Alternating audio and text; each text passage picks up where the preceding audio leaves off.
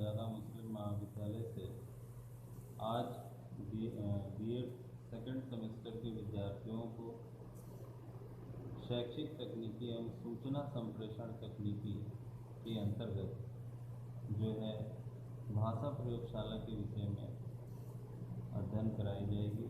इसमें पिछले कक्षाओं में मैंने बताया था कि भाषा प्रयोगशाला क्या है, इसका अर्थ क्या है, भाषा प्रयोगशाला का प्रयोग कैसे किया जाता है, इसमें विद्यार्थियों की संख्या कैसे होती है, शिक्षक कैसे होता है और इसका उद्देश्य क्या होता है। आज जो है हम लोग पढ़ेंगे कि भाषा प्रयोगशाला के घटक कौन कौन से होते हैं, component of the language laboratory कौन कौन से हैं। तो भाषा प्रयोगशाला के घटक में सबसे पहला घटक होता है छात्र संतावना देने के लिए वेब कैमरा, दूसरा होता है फ़ोन सेट, तीसरा होता है अध्ययन सामग्री यानी हार्ड कॉपी या सॉफ्ट कॉपी अध्ययन सामग्री की, और समस्या निवारण गाइड। ये चार चीज़ें ऐसी होती हैं जो भाषा प्रयोगशाला के घटक होते हैं। बुनियादी शिक्षा में तकनीक। अब भाषा प्रयोगशाला के ये चार घटक जब एक साथ आएंगे तब जाके हमें भाषा प्रयोगशाला की कार्यशाला सुचारू रूप से चल पाएगी। भाषा, अब इसके बाद हम लोग देखेंगे कि भाषा प्रयोगशाला से हमें क्या लाभ है, भाषा प्रयोगशाला का ये क्या फ़ायदे हैं। तो डिजिटल भाषा प्रयोगशाला सभी शिक्षार्थियों, प्रशिक्षक सुनने के लिए और प्रशिक्षक द्वारा सुना जाने का अवसर प्रदान करता है। यानी यह एक ऐसा प्रयोगशाला है जो शिक्षार्थियों को प्रशिक्षण के लिए और प्रशिक्षक को भी अपने प्रशिक्षण के लिए सुनने का अवसर प्रदान करता है। हैंडसेट उनकी बोलने की क्षमता को बढ़ावा देता है। हेडसेट जो एक मनोवैज्ञानिक गोपनीयता के साथ साथ शिक्षार्थियों को प्रदान करता है। भाषा प्रयोगशाला अच्छा सुनने के कौशल को विकसित करता है और संचार की प्रक्रिया में सुधार करने के लिए शिक्षार्थियों को मदद करता है। यह शर्म से छुटकारा पाने में मदद करता है। शिक्षक व्यक्तिगत छात्रों पर नज़र रखने और अधिक कुशलता से उन लोगों के साथ बात कर सकते हैं। शिक्षार्थी उनके अनुकूल क्षमता के अनुसार एक गति से सामग्री के माध्यम से काम करते हैं। इस प्रकार बहुत सारे लाभ हैं जिससे हम भाषा प्रयोगशाला के ज़रिए कर सकते हैं। अब आते हैं कि भाषा प्रयोगशाला की सीमाएं क्या हैं, यानी किस सीमा तक यह काम करती है। तो भाषा प्रयोगशाला की सीमाएं भी हैं। भाषा प्रयोगशाला में छात्र अपने साथियों के संपर्क से वंचित रहते हैं, अर्थात छात्रों को अपने साथी छात्रों से संपर्क में नहीं आ पाते हैं। परिणामतः वे उनके विचार और उनकी अभिव्यक्ति की शैली से वंचित हो जाते हैं, अर्थात उनकी शैली और विचार के बारे में वो जान नहीं पाते हैं। शिक्षक से भी उनका पूरा संपर्क नहीं रहता।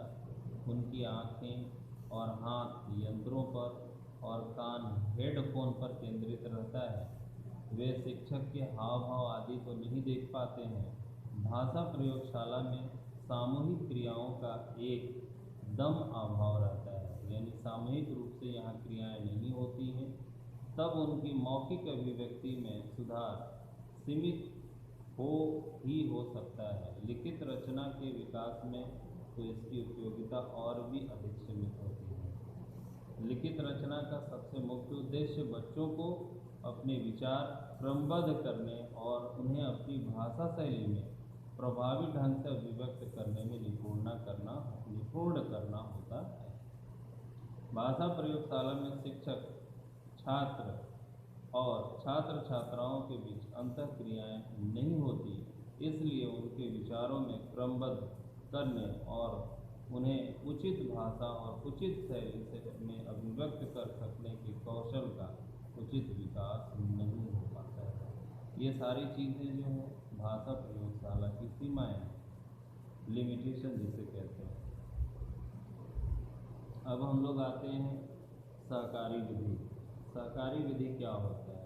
सहगामी विधि या सहकारी विधि कहते हैं, या इसे कोऑपरेटिव लर्निंग भी कहते हैं इंग्लिश में। परंपरागत शिक्षण प्रणाली में अधिगम को अत्यधिक प्राप्त करने के लिए अधिगम के जिस पथ का अनुसरण करने की विद्यार्थियों से अपेक्षा की जाती है, वह पूरी तरह से व्यक्तिगत उपलब्धियों को ही आगे बढ़ाने वाला होता है। इसमें सभी विद्यार्थियों को यह आशा की जाती है कि वह एक दूसरे से पारस्परिक प्रतिस्पर्धा करते हुए अधिक से अधिक अंक, ग्रेड, डिवीज़न, पास प्रतिशत प्राप्त कर सकें। जैसा कि आप लोग देखते हैं, आम कक्षाओं में एक छात्र से दूसरे छात्र एक दूसरे के विचारों से जुड़े होते हैं, उनमें एक दूसरे से अंक लाने की होड़ होती है अधिक, जिससे क्या होता है कि एक कंपटीशन का माहौल क्लास के अंदर क्रिएट हो जाता है। इस परिस्थितियों में विद्यार्थियों से यह आशा भी की जाती है कि वो अपने प्रयत्नों से प्राप्त सूचना, अधिगम, अनुभव आदि का पारस्परिक आदान प्रदान करते रहेंगे और अधिगम को अर्जन में जहाँ प्रतिस्पर्धा और प्रतिद्वंदिता का बोलबाला है, वहाँ सहकारिता तथा सहयोग की बात ही कहाँ उठ सकती है, क्योंकि अंत में सबकी अपनी अपनी उपलब्धि, निष्पत्ति और सहयोग का ही मूल्यांकन होता है। यानी ये जो विधि है तब तक नहीं होती है जब तक कि क्लासरूम टीचिंग होती रहती है। क्लासरूम टीचिंग में इस विधि का कोई भी यूज़ नहीं है। अतः इस स्थिति से बाहर आने में सहकारी निगम या सहकारी अधिगम उपागम बहुत कुछ मदद करता है।